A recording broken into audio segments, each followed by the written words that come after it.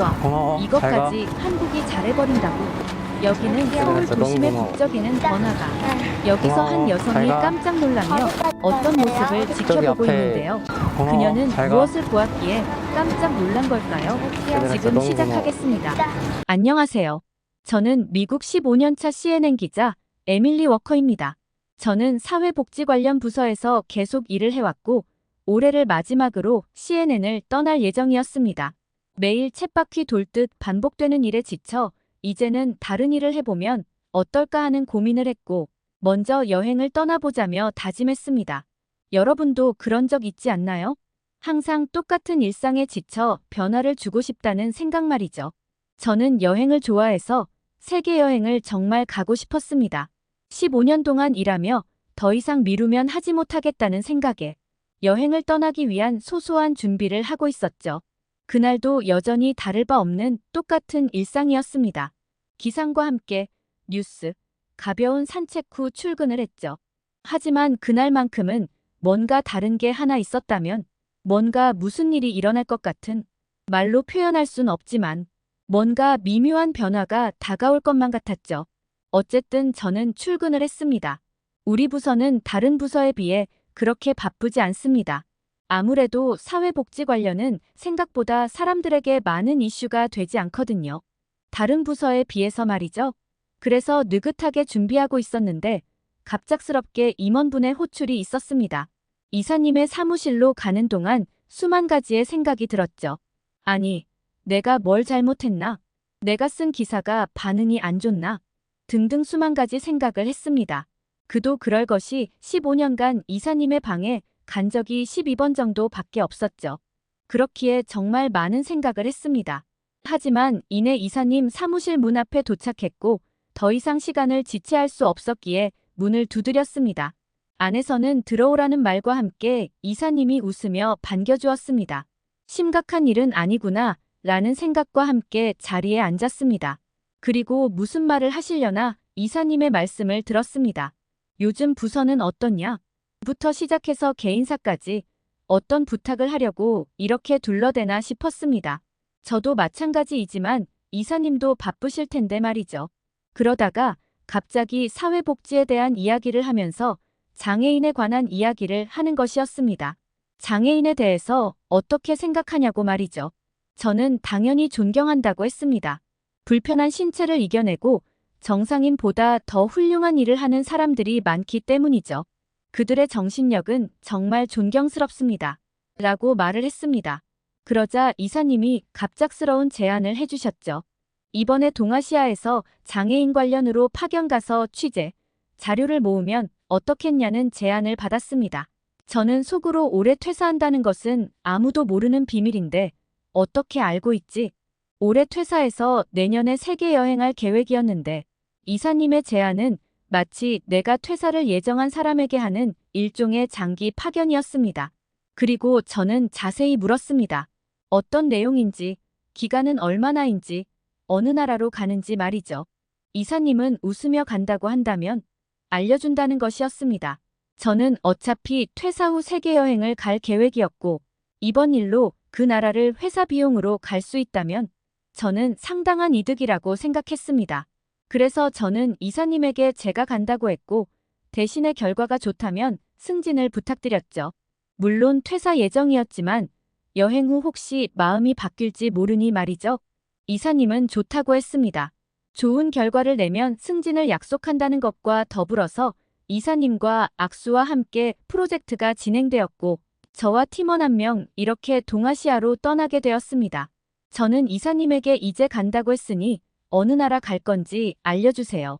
라고 하자 이사님은 일본과 한국 두 군데를 6개월간 가보라고 했습니다. 깜짝 놀라며 저는 당연히 중국이 포함될 줄 알았는데 이사님이 중국은 다른 사람이 가기로 했다며 한국과 일본을 다녀오라고 했습니다. 그렇게 저는 이사님 사무실에서 나오며 저의 사무실로 이동했습니다. 수만 가지 생각을 하며 말이죠. 우선은 덕분에 퇴사 후 세계 여행에서 일본과 한국은 가지 않아도 될 가능성이 높아졌습니다. 회사에서 취재로 갈 수 있었기 때문이죠. 일단은 신나긴 했습니다. 드디어 이 지겨운 일상에서 큰 변화가 찾아왔기 때문이죠. 그리고 한편으로는 일본은 둘째치고 한국이라며 의문을 띄웠죠. 일본은 과거의 영광도 있고 꼭 한 번쯤은 가고 싶다는 생각이 들었지만 한국은 글쎄요. BTS나 손흥민, 김치정도 알고 있었고 그렇게 관심이 있는 나라는 아니어서 솔직히 한국보다는 중국을 더 가고 싶었던 게 사실이었습니다. 하지만 이때는 몰랐죠. 한국의 힘을 말이죠. 저는 저의 사무실에 도착했고 팀원들을 모았습니다. 팀원들은 이사님 사무실에서 다녀온 저를 보며 무슨 중요한 일이 있구나 짐작하는 듯 했고 저는 팀원에게 둘러대는 말 없이 바로 말했습니다. 이번에 장기 프로젝트 취재가 시작되었다는 말과 함께 동아시아, 그것도 일본과 한국에서 6개월간 장애인에 관한 취재를 하기로 했다고 했습니다. 그러자 주변이 술렁이기 시작했습니다. 그도 그럴 것이 대부분 이제 막 결혼을 했거나 준비 중이거나 장기간 다른 나라에 가는 것을 싫어하는 분위기였죠. 그 와중에 저는 같이 갈 사람 손들어 보라고 했습니다. 처음에는 아무도 손들지 않았지만 몇몇 팀원이 한 사람에게 눈치를 주더니 한숨을 쉬며 자기가 간다고 했습니다. 그는 마이클 첸이었습니다. 첸은 중국계 미국인으로서 중국인과 미국인 부모를 둔 5년차 팀원이었습니다. 저는 한편으로는 다행이라고 생각했습니다. 그와 한국, 일본을 취재하러 간다면 아무래도 순수 미국인보다는 더 많은 지식과 경험이 있을 거라는 생각에 취재가 더 편할 줄 알았죠. 하지만 그것은 정말 잘못된 선택임을 지금은 알지 못했습니다. 그리고 저는 그 팀원과 많은 이야기를 나눴습니다. 그는 지금도 가끔 중국에 간다고 했습니다. 그리고 취재 내용을 공유함과 동시에 가벼운 사적인 얘기도 했었죠. 하지만 제가 생각할 땐 조금 후회했습니다. 다른 팀원이랑 갈 걸 하고 말이죠. 그 이유는 첸은 중화 사상이 깊게 물들어 있는 중국이 최고라는 사상이 강하게 자리 잡혀 있는 팀원이었습니다. 그래서 그는 왜 중국에 가지 않냐며 짜증이 섞인 목소리로 말했습니다. 거기다가 일본과 한국에 대해선 정말 많은 비하를 했었죠. 알고 보니 그는 한 번도 가본 적이 없는데 말이죠. 특히 그는 한국에 대해서 정말 좋지 않게 말했습니다. 한국은 사실 중국 영토였고 한국에서 사용하고 있는 언어인 한글도 중국말에서 유래된 것이라며 한국에 존재하는 모든 게 중국 것이라고 했습니다. 김치를 비롯해서 BTS도 사실은 중국이 없었으면 절대 만들지 못했을 그룹이라면서 으쓱했습니다. 저는 그 모습에 질려버렸죠. 적어도 한 번이라도 다녀와 봤는데 별로라고 중국이 최고라면 그나마 이해하겠는데 단 한 번도 가본 적도 없으면서 무작정 비난하는 건 저는 별로라고 생각했습니다. 아니, 그렇지 않나요? 경험해보지도 못했으면서 무작정 나쁜 말만 하는 건 저는 정말 잘못되었다고 생각합니다. 어쨌든 저는 일주일 후에 첸과 함께 일본으로 먼저 떠나게 되었습니다. 그 기간 동안 가족에게 말했고 일본에 있는 CNN팀과 일정 조율을 했습니다. 그리고 일정과 세부 계획을 정하게 되었고 그렇게 일주일이 지났죠. 마지막 날 팀원들에게 인사를 하고 저와 첸은 일본으로 떠나게 되었습니다. 한편으로는 너무 설렜습니다.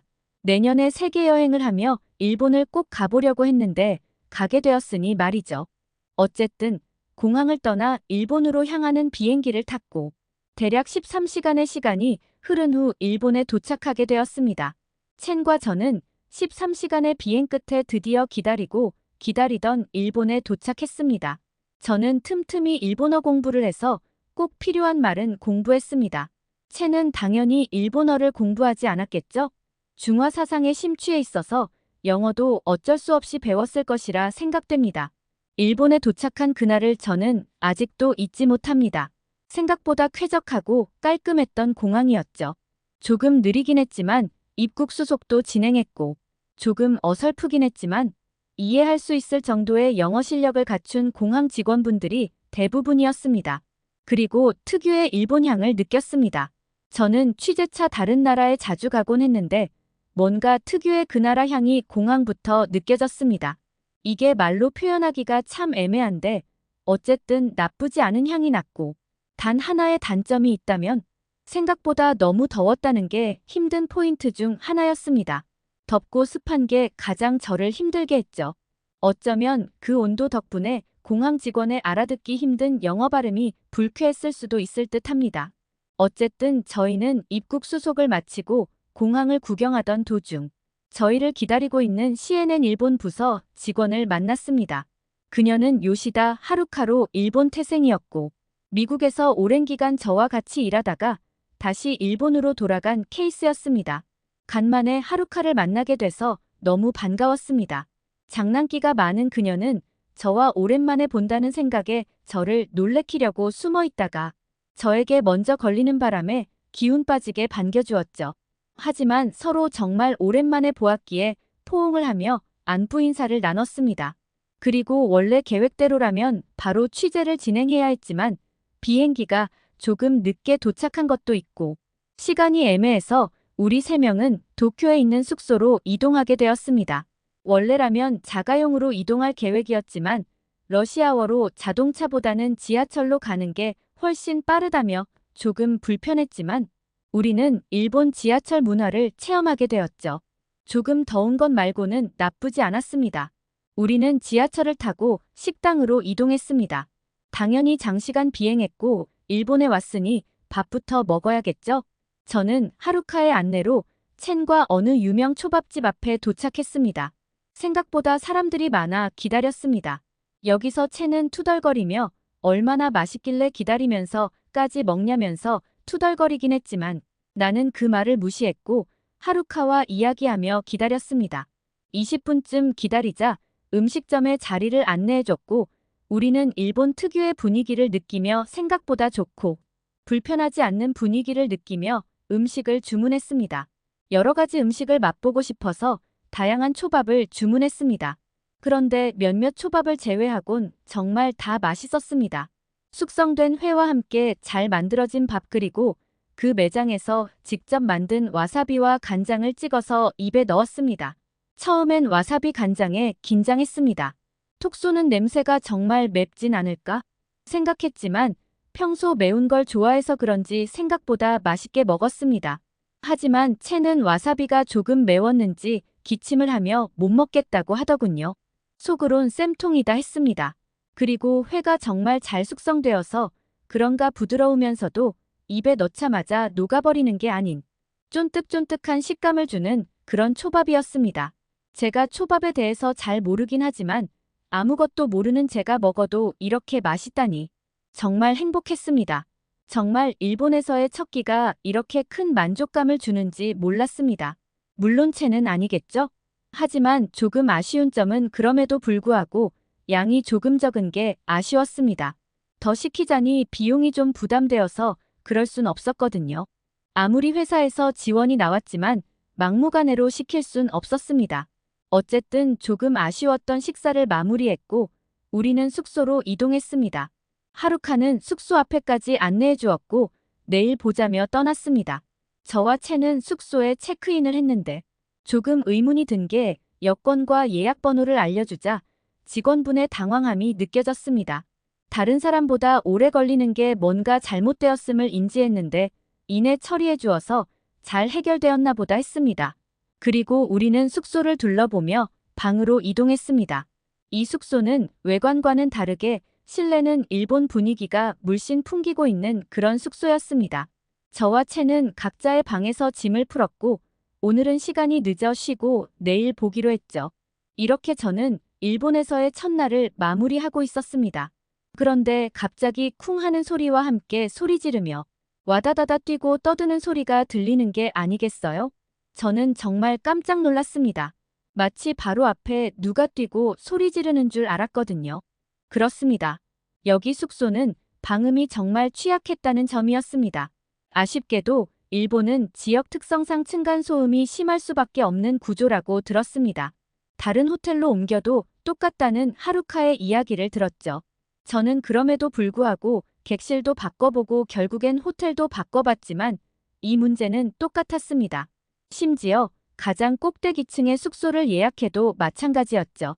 옆방, 아래층에서도 소음이 올라와서 이 문제는 해결할 수 없었고 훗날 이 문제로 저는 일본을 떠나게 됩니다.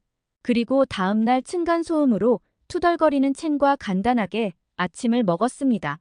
심지어 채는 층간소음 문제로 호텔 직원에게도 말해도 바뀌지 않아 심지어 찾아갔다고 하더군요.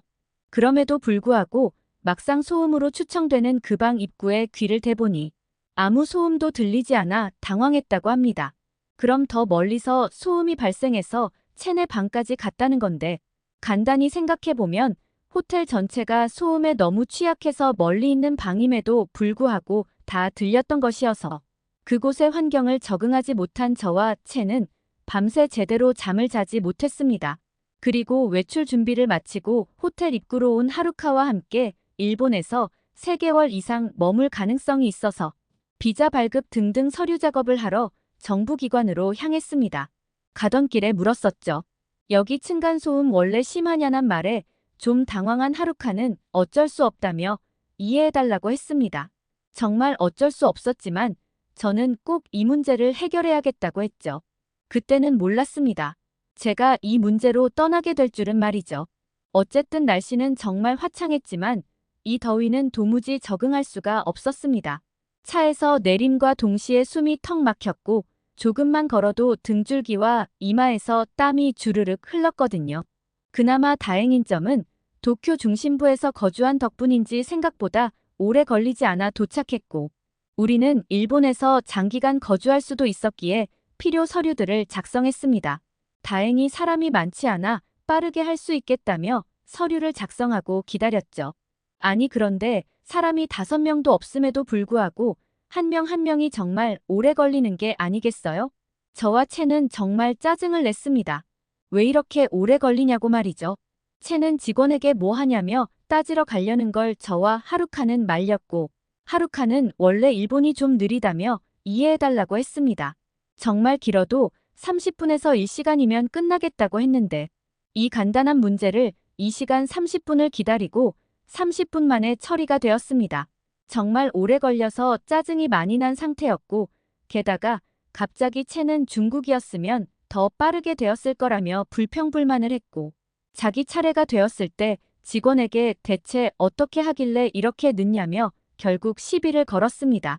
덕분에 더 늦게 일 처리가 되었고 생각보다 너무 오랜 시간을 낭비했죠. 어쨌든 우리는 관공서를 떠나며 본격적인 장애인에 관한 취재를 하기 시작했습니다. 사람이 적당히 붐비는 번화가에서 장애인 관련 인터뷰를 한다고 했고 잠시만 시간을 부탁한다고 했습니다. 그 결과 생각보다 친절했던 사람들 덕분인지 많은 사람들과 인터뷰를 할 수 있었죠. 그 사이 채는 진짜 장애인분들을 섭외했고 그들에게 불편함은 없었는지 시민들이 잘 도와주었는지 인터뷰를 했습니다. 그 결과 조금 다른 내용의 결과를 만들었습니다. 일반 시민분들은 장애인에 대해 긍정적인 메시지와 잘 도와준다는 멘트를 남겨준 반면 장애인분들은 많은 무시를 받았다는 동시에 의외로 사람들이 도와주지 않는다는 말을 남겨주었습니다. 저는 조금 의외란 점에서 직접 확인을 해보고자 실험을 하게 되었죠. 이 실험 결과에 따라서 앞으로의 방향이 정해진다고 생각했습니다. 저와 첸 그리고 하루카는 어떻게 실험을 할지 계획을 세웠습니다. 그것은 시각, 청각 장애인과 더불어서 팔다리가 불편한 장애인분들까지 5분 정도 섭외해서 길거리에서 진짜 사람들이 도와주는지 확인하자는 내용이었습니다. 그래서 취지를 밝히며 장애인분들을 섭외했고 백화점, 대형마트, 길거리 등등에서 진짜 사람들이 도와주는지에 대한 실험을 시작했습니다. 그 결과 대부분의 사람들은 도와주지 않거나 혹은 도와준다 하더라도 백화점 같이 큰 업체면 직원을 불러주는 정도까지만 했지 직접적인 도움은 주지 않았습니다. 그런 모습들을 보며 저는 결론을 내렸습니다.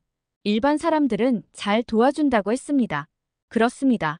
그들의 기준으로는 잘 도와준다는 게 직접적으로 도움을 준다기보다는 관련 사람, 직원을 불러준다는 것이었지. 휠체어나 시각장애인의 손을 잡아준다거나 하는 행위는 하지 않는 편이었습니다. 대부분 자기 갈 길 가기 바빴죠. 그래서 저는 큰 실망을 함과 동시에 채는 그럴 줄 알았다며 중국이었으면 절대 그러지 않았다는 말을 하며 투덜거리다가 저와 하루카의 눈치에 그만하게 되었죠. 예를 들면 지하철에서도 마찬가지로 장애인분들은 피해 다니거나 지켜보기만 했죠. 주차장에서도 휠체어나 다른 필요한 물건을 꺼낼 때도 그냥 지켜보기만 하거나 잘해야 직원을 부르는 게 다였습니다. 저는 그 모습을 보면서 일본 사람의 양면성을 느끼게 되었고, 그때부터였을까요? 모든 걸 의심하게 되었습니다. 층간소음, 생각보다 적은 음식 등등 모든 게 나쁘게 보이기 시작했죠. 앞뒤가 다르다는 느낌을 너무나도 받았기 때문이죠.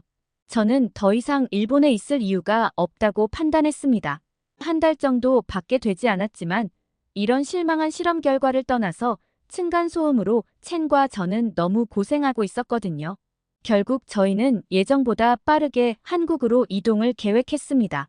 솔직히 실험을 한 덕분인지 취재를 열심히 한 덕분인지 뉴스거리나 충분한 자료는 수집을 했고 더 이상 있다가는 앞으로 너무 힘들어지겠다는 생각에 하루카와 마지막 날 작별 인사를 하고 저와 첸은 한국으로 이동했습니다. 이동하며 비행기에서 한국도 크게 다르지 않겠지? 라는 생각과 함께 층간소음이나 다른 문제는 없었으면 좋겠다는 생각과 한편으로는 바로 옆 나라고 한국이 더 작은 나라니 더 불편하지 않을까? 옛날에 정말 아시아에서 가장 가난한 나라라고 들었고 최근 눈부신 발전을 했지만 그럼에도 불구하고 가난한 나라이지 않을까? 하는 불길한 생각과 더불어서 복잡한 생각이 들 때쯤 저는 한국에 도착을 했습니다. 그런데 비행기를 내리자마자 아니, 이럴 수가. 저는 깜짝 놀라고 말았죠. 내가 여태 갔던 공항 중 가장 향이 좋았습니다. 이전에 말했듯이 저는 비행기를 타고 공항에 내리면 특유의 향을 맡으며 그 나라의 이미지와 좋은 여행이 될지 좋지 않을 여행이 될지 느끼곤 했습니다. 그런데 여긴 일본과 다르게 너무나도 좋은 향이 났습니다. 그것도 어떤 나라들 보다 말이죠. 그리고 일본과는 다르게 여기 직원들은 영어 발음이 너무나 좋았습니다. 그래서 대화하는데 전혀 거부감이 없었죠. 그건 첸도 마찬가지였습니다. 생각보다 너무 좋아서 당황했는지 갑자기 인천공항 직원에게 중국말로 하며 길을 물었죠. 그렇지만 그 직원분은 원어민급 중국어로 안내를 해주었습니다. 그러자 첸은 깜짝 놀랬죠. 당연히 중국어는 모를 줄 알았는데 영어와 더불어서 중국어까지 잘해버린다니 생각보다 큰 충격을 먹었습니다. 하지만 그럼에도 불구하고 역시 한국은 중국 속국이라 그런지 중국어도 잘한다며 얼버무렸습니다. 저는 고개를 좌우로 흔들며 쯧쯧했죠. 어쨌든 저와 첸은 소통의 원활함을 느꼈습니다. 왠지 한국에서의 느낌이 좋았죠. 그리고 저는 짐을 찾아 입국을 마쳤고 앞에서 CNN 한국 지부 직원을 만났습니다. 그 직원은 김준호로 30대 남자 직원이었죠. 사실 그와는 미국 CNN에서 같은 부서로 발령받으면서 한때 친하게 지내며 호감이 있었습니다. 어쩌다 보니 표현을 못하고 준호 씨는 한국으로 떠나게 되었죠. 솔직히 그때 너무 아쉬웠는데 어쩌다 보니 이렇게 인연이 되어서 한국에서의 일정을 준호 씨와 함께하게 되었습니다. 저는 솔직히 너무 기분이 좋았죠. 너무 반가웠던 나머지 그와 여태까지 어떻게 지냈는지 가볍게 이야기를 했고 그는 결혼을 하지 않았음을 확인했습니다. 솔직히 너무 좋았죠. 내가 한때 좋아했던 사람이 아직 결혼을 하지 않았다니. 어쩌면 이번 한국 취재는 일과 사랑을 다 이룰 수 있겠다는 호기로운 생각을 가지며 본격적인 한국의 일정을 시작하게 되었습니다. 준호 씨는 한국을 제대로 느껴보자며 인천공항에서 서울로 지하철로 이동했으며 일본보다 덥지 않은 날씨에 기쁘게 이동을 했습니다. 서울 중심부에 도착한 우리는 먼저 식사를 하러 갔죠. 준호 씨는 정말 맛있는 음식은 저녁에 먹고 간단하게 먹자며 돼지국밥을 소개해 주었습니다. 그 음식점은 사람이 정말 붐볐으며 대부분의 사람들이 빠르게 먹고 나가는 모습을 보았습니다. 더군다나 그 음식점은 외관과는 다르게 현대식의 분위기 좋은 음식점이었죠. 저는 생전 처음 먹어보는 음식인데 검정색 큰 그릇 그것을 뚝배기라고 준호 씨는 알려줬고 그 그릇에 돼지고기와 뽀얀 국물이 나온다고 했고 거기에 밥을 말아서 먹는 것이라고 알려주었습니다. 주문한 지 5분 정도 흘렀을까요? 미국에서 햄버거보다 빠른 속도로 음식이 나왔고 저는 미리 만들어 놓은 거 아니냐고 했지만 수요가 많다 보니 국물만 미리 만들어 둔다고 하더군요. 이 국밥의 국물은 특이하게 오래 끓일수록 맛있다며 말이죠. 저는 김이 모락모락 나는 돼지국밥을 바라보며 다대기와 깍두기, 그리고 국물까지 넣어 먹는 준호 씨를 바라보며 따라해 보려고 했지만 매울 수 있다며 일단은 그냥 먹어보라고 했습니다. 저는 돼지고기와 더불어서 국물까지 한 숟갈 뜨고 너무 뜨거운 나머지 후 불면서 천천히 입에 넣었죠. 그리고 저는 환호성을 질렀습니다. 와, 진짜 맛있다. 고 말이죠. 이열치열이라고 할까요? 더웠던 날씨임에도 불구하고 정말 이 국물로 인해서 더위가 다 날아가는 듯 했습니다. 그때 알았습니다. 준호 씨가 국물을 먹으며 시원하다고 했던 이유를 말이죠. 그리고 고기는 얼마나 쫄깃하던지 저는 이렇게 끓인 돼지고기는 냄새날 줄 알았지만 하나도 냄새나지 않았습니다. 너무 맛있었고 밥까지 다 말아먹으니 양도 충분했습니다. 마지막엔 깍두기 국물까지 넣으며 준호 씨를 따라 먹었는데 이게 무슨 일이었을까요? 하얀 국물때와는 다르게 매콤한 맛과 달콤한 맛이 더 추가되어 태어나서 처음 먹어보는 환상의 맛이었습니다. 정말 말로 표현할 수 없을 정도의 맛이서 뚝배기에 코를 박고 먹었더니 준호 씨는 웃으며 저를 쳐다보다 눈을 마주치고 현실을 마주했죠. 한때 좋아했던 사람 앞에서 이렇게 웃긴 모습을 보이다니 말이죠. 저는 망했다는 생각과 함께 식사를 마치며 계산대로 향했죠. 그리고 계산을 하는데 저는 크게 놀랐습니다. 일본에서와는 다르게 대부분 삼성페이와 카드 결제였고 현금만 바라던 일본과는 다르게 현금 없는 매장이라며 오히려 현금이 없는 경우도 있었죠. 게다가 3명이서 국밥 시킨 비용이 일본에서 초밥 먹을 때보다 훨씬 더 맛있고 배도 든든한데 50% 이상 저렴했습니다. 저렴한 데다가 맛까지. 물론 초밥은 횟값이 있다 보니 이해는 했지만서도 다 맛있진 않았는데 심지어 국밥은 맛있는 데다가 비용도 저렴하니 말도 안 된다고 생각했죠. 다행히 첸도 음식이 생각보다 맛있었다고 했고 저와 같이 저렴하다는 생각을 비췄습니다. 하지만 그 말만큼은 하지 않았으면 했지만 아직도 중국만큼 잘한다며 역시 한국의 속국이라며 으쓱대다가 준호 씨의 갑작스러운 표정 변화와 눈빛에 무슨 말을 하려던 찰나 제가 말렸고 저와 준호 씨의 눈치에 더 이상 말을 하지 않았죠. 그렇게 우리는 숙소로 이동했고 준호 씨는 호텔 앞에 저희를 내려주었고 내일 보자고 하며 떠났습니다. 저는 그 호텔에 체크인을 했죠. 그 과정에서 여기도 마찬가지로 직원분이 영어를 잘하셔서 정말 원활하게 체크인을 했습니다. 일본과는 다르게 버벅임없이 문제없이 키를 받았고 거기다가 호실까지 안내를 해주셨죠. 너무 좋았습니다. 반대로 채는 어떻게 해서든 빈틈을 찾으려고 중국어로 말했는데 직원분은 당황하지 않고 중국어 응대도 너무 자연스럽게 해주었습니다. 약간 약이 오른 채는 알아먹지 못하게 더 빠르게도 말했지만 직원분은 침착하게 응대를 해주었죠.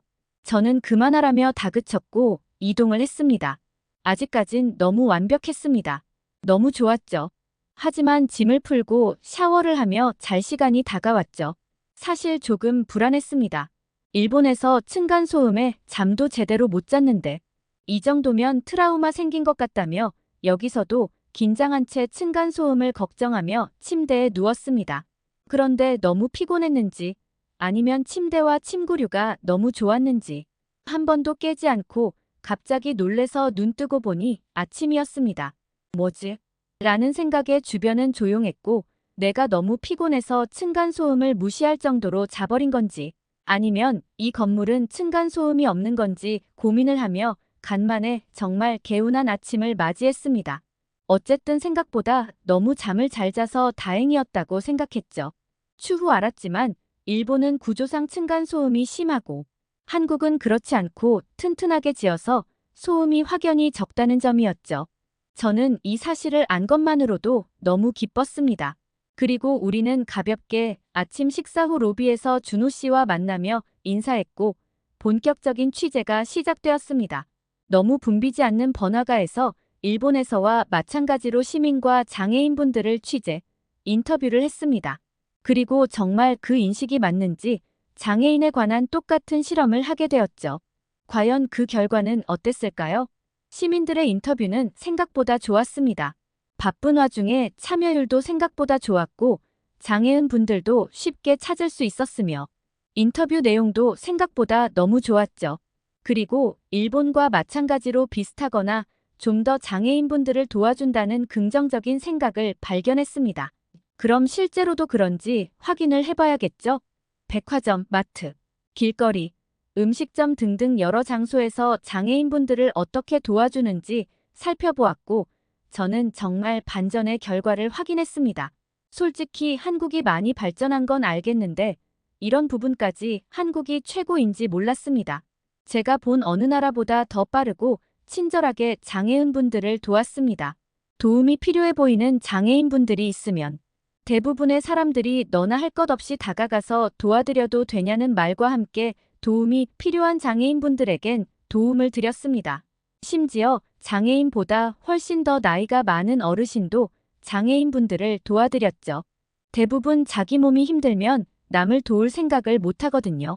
그런데 본인 몸도 편치 않음에도 불구하고 더 힘든 장애인분들을 도왔죠. 저는 특별히 그분에게 인터뷰 요청을 했습니다. 그리고 그 어르신에게 어르신도 나이가 있으시고 불편하실 텐데 더 어린 장애인분을 도우셨냐고 물으니 당연히 도와야 되는 거 아니냐며 나도 불편하지만 그 사람은 평생을 불편하게 사셨을 거라며 오히려 도와야 한다는 말에 정말 깜짝 놀랐죠.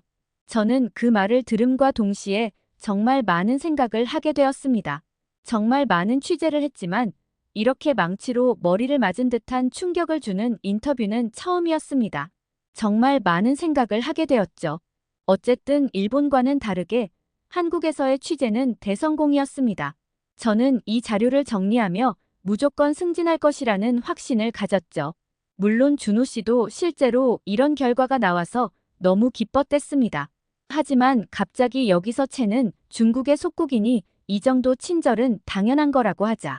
갑작스럽게 준호 씨는 첸 씨에게 웃으며 잠깐만 와보라고 둘이 얘기를 하러 갔죠. 그리고 시간이 얼마 흘렀을까요? 첸 씨는 죽을 상을 하며 준호 씨 뒤를 따라오던 게 아니겠어요? 저는 갑작스러운 태도 변화에 무슨 일이 생겼는지 물었습니다. 그러자 준호 씨는 첸 씨의 잘못된 사고를 고쳐줬다고 했죠. 한국은 중국의 속국이 아니며 그에 대한 증거를 보여줬죠. 오히려 반대로 과거엔 중국의 많은 땅은 한국 땅이었다고도 했었죠. 어쨌든 울상이 된 채는 다시 한번 사과하며 용서를 구했습니다. 물론 채는 처음에는 준호 씨에게 거짓말하지 말라며 한국은 속국이 맞다며 자료를 보여주곤 했지만 이내 엉터리 정보인 것이 밝혀지자 혼란스러웠던 틈을 타 준호 씨는 확인된 정확한 과거 자료를 보여주며 첸의 사고를 바꾸게 되었죠. 어쩌면 너무 잘 되었습니다. 첸은 준호 씨 덕분에 올바른 역사를 알게 되었고 앞으로의 삶에 큰 도움이 될 것이니 말이죠. 그렇게 우리는 한국의 대단함을 다시 한번 알게 되며 미국으로 돌아갈 날만을 기다리고 있었습니다. 그리고 마지막을 기념하며 준호 씨와 첸과 함께 회식을 하게 되었죠. 갑작스럽게 아시아로 오게 된 계기부터 일본에서의 일, 그리고 한국에서의 경험을 얘기하며 많은 시간이 흘렀습니다. 그리고 시간이 많이 지나자 채는 힘들었는지 먼저 호텔로 간다고 했죠. 그리고 저와 준호 씨 둘이 남았습니다. 우리는 다시 과거 얘기를 했고 많이 늦긴 했지만 미국에서 같이 일할 당시 준호 씨에게 좋은 감정이 있었다고 말했죠. 그 말을 듣자 준호 씨는 깜짝 놀랐습니다. 사실 자기도 관심이 많았다며 표현하고 싶었지만 당시에는 자신감도 부족했고 같이 일할 당시 저에게 관심을 표했던 다른 직원 한두 명이 있었기에 표현을 하지 못했다고 하더군요. 그래서 정말 아쉬웠다고 하자 저는 이때다 싶어서 말했죠. 지금 준호 씨는 아직 결혼하지 않았다고 했다. 혹시 괜찮다면 만나보면 어떻겠냐는 말을 했죠. 물론 저는 미국에 돌아가야 했지만 준호 씨는 한국에 있어야 했죠. 그리고 저는 준호 씨가 만나주겠다고 한다면 한국에서의 생활도 괜찮았습니다. 저는 항상 새로운 환경을 추구하며 새로운 도전을 해보고 싶었거든요. 그 결과 어떻게 되었을까요? 정말 놀라운 이야기는 끝나지 않았습니다. 이번 화의 반응이 좋다면 다음에 이어서 들려드리겠습니다. 어떠셨나요? 여기까지 미국 CNN 15년차 기자인 에밀리 워커의 놀라운 이야기였습니다. 여러분의 생각을 댓글로 남겨주세요. 오늘도 좋은 하루 되시고 구독과 좋아요는 저에게 큰 힘이 됩니다. 감사합니다. 고마워. 잘 가. 얘들아 진짜 너무 고마워. 진짜. 네. 고마워. 잘 가. 어디까지 가세요? 어디 저기 앞에